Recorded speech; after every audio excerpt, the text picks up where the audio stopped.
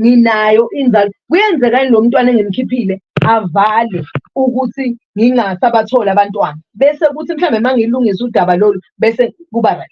Yebo, kuyenzeka ukuthi iyenzakala into kanjalo ngoba phela angithi lo mntwana akanakiwe and nawe impilo yakho kwamanje isaqhubeka.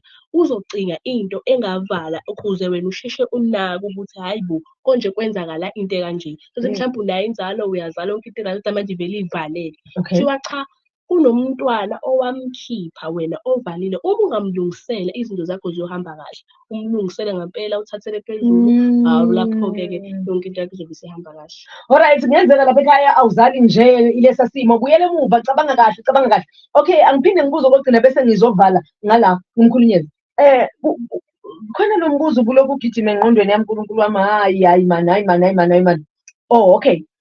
Ukuthi kuyenzeka yini uphuphunyelwe isisu ubungazi ukuthi ukhulelwe? Izinto engihlale ngiyibona ey'nkundleni zokuxhumana lezo bakhuluma ngazo, kodwa ngivele ngingayithembi nje mina leyo nto ukuthi hhayi, ngingangizwa kanjani ukuthi ukhulelwe, ungangizwa kanjani kodwa manje kuthiwa-ke cha, saphuphuma isisu, abathi ubuyisa ingqondo, angakhumbuli ukuthi hhayi, ngiyakhumbula ngopha kanje, but I didn't know ukuthi ngikhulelwe and ngangingazi ukuthi kuphuma isisu. Ikhona into enjalo? Ikhona into enjalo.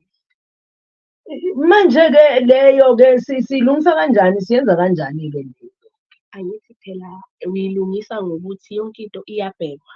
Shuthi mhlampe ubungezwa wena usukhulelwe, ububona nje ukuthi ihamba kahle nasesikhathini futhi ubungena.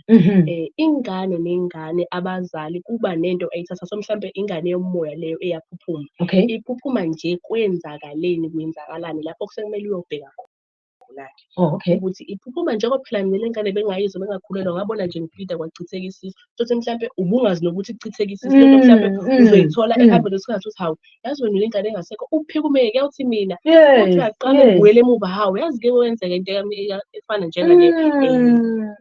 Hhayi, alright, siyabonga namhlanje.